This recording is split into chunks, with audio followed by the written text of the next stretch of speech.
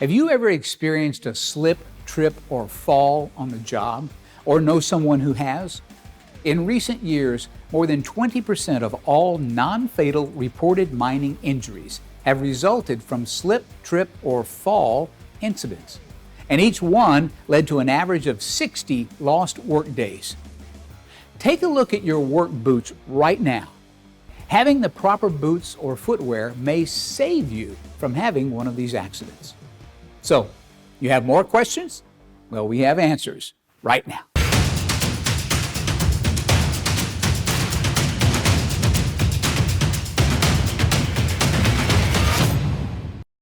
Let's start with our top 6 list, the most obvious but most dangerous causes of falls. First, walkways, no matter where you work. There could always be spills or slippery spots on the ground. Not good. Second, maybe there are tools or equipment lying around that could cause you to stumble. Watch out for them. Loose rungs on ladders. These make the 3rd spot on our list. Before you climb, make sure that all the rungs are secure. If you fall from higher elevations, you might suffer broken bones or internal injuries. A Texas worker died from a fall just a few weeks ago. What's next? Well, sometimes there might be some debris on the ground, not necessarily tools or equipment.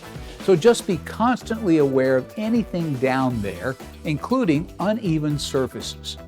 And finally, number 6, make sure your vision is sharp and clear.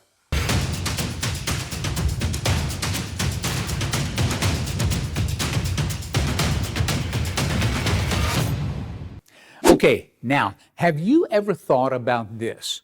What conditions in the mine might cause you to fall in the first place? Maybe some loose material on the ground from blasting or excavation. Maybe those uneven walking surfaces that I mentioned earlier. Good reason to take your time on stairs, ramps, and slopes. Bad weather conditions can play a big part in causing a fall. And if you're mounting or dismounting from equipment, that can be a hazard in itself. So take your time and watch out. And finally, bad lighting might be an issue. If you can't see where you're walking or what you're doing, then poor vision might be a recipe for disaster.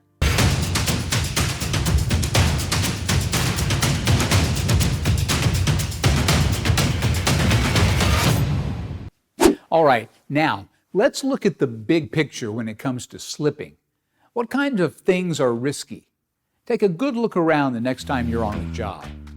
First, see the different types of surfaces that you walk on during the day. Are they metal walkways, loose dirt paths, rough mine floors, or are you sitting in the cab of a truck or a machine all day? Is the ground contaminated with anything like oil, grease, or water?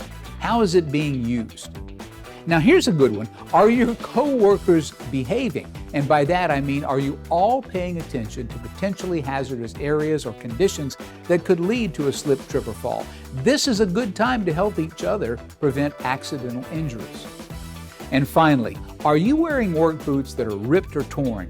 Do they have worn treads or holes or cracks in them? Hey, let's talk about boots.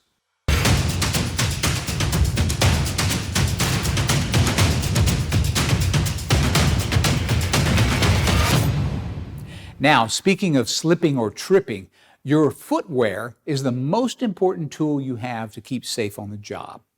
So it's critical to choose the right work boots. Your boots should be multi-use with extra heel protection, steel toes, metatarsal guards, midsoles, and outsole tread patterns. Rubber soles should be slip resistant, which makes walking on oily, greasy, or wet surfaces safer. A heavy tread pattern gives a safer grip and additional protection against sharp objects. Maintenance is also vital, so keep your boots free of mud, ice, snow, grease, and oil.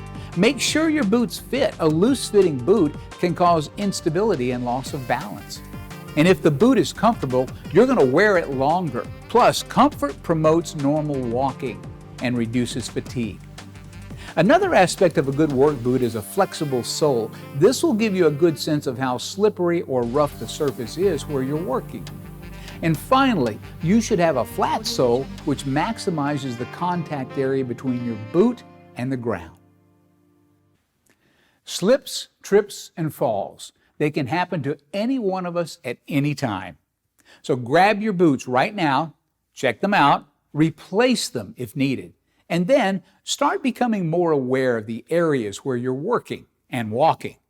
This will definitely help you to avoid becoming one of these slip, trip, and fall statistics. Got questions? Want answers? Follow CORESafety on social media and write to us sometime, will ya?